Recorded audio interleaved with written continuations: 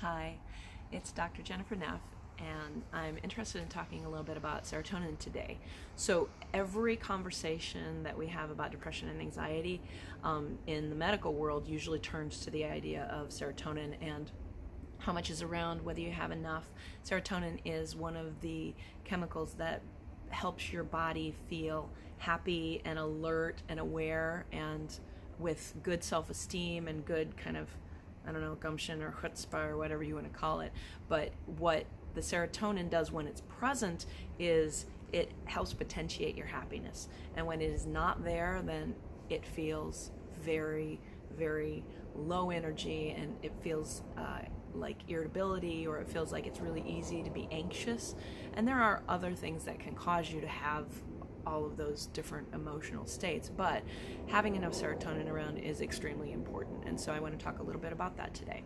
Now, one of my other videos, I talked about how serotonin is made by your gut bacteria, and so when you're eating healthy foods, when you are avoiding processed foods and avoiding fast foods and avoiding foods that are depleted in energy, such as, lots of wheat-containing foods, or lots of starch, or a lot of sugar-containing foods.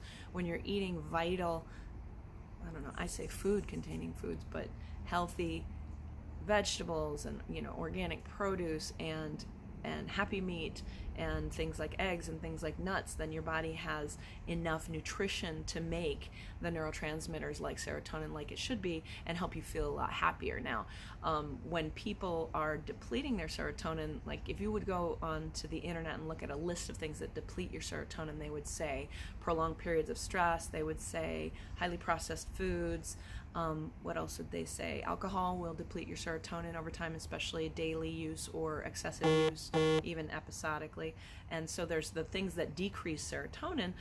It makes sense that if you did that on a daily basis that you wouldn't feel so good. And then the other things that increase your serotonin, again, I mentioned in another one of my videos that exercise is a powerful increaser of not only the production but the release of serotonin, which will make you happier over time.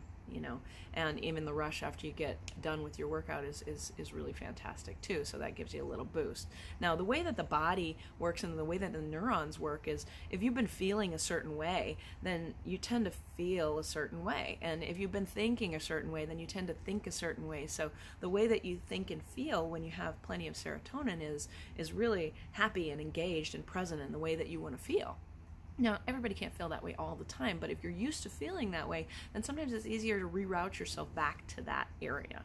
So what I am interested in trying to inspire you to do is, when you have a choice, that you can make the choice for a healthier diet choice, okay? When you have the opportunity to get out and move, and when I say exercise, you don't have to be doing really strenuous exercise. Even just getting outside, getting the sun on your face, getting a little bit of a walk. If you got 5 minutes, take 5 minutes. If you got 10 minutes, take 10 minutes. If you're gonna go on a 3-mile hike, even better.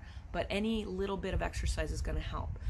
The other thing would be prolonged periods of stress, and it is beyond the scope of this video for me to tell you how to avoid prolonged periods of stress. But if you know that you've been stressed out, then the next type of thinking should be, wow, I'll bet my serotonin levels are low, and so to balance out this stress, maybe it would be a good idea to get a little better hold on my diet. Maybe it would be a better idea to have some green tea at night, or to have some bubbly water with a lime in it instead of this nightly glass of alcohol.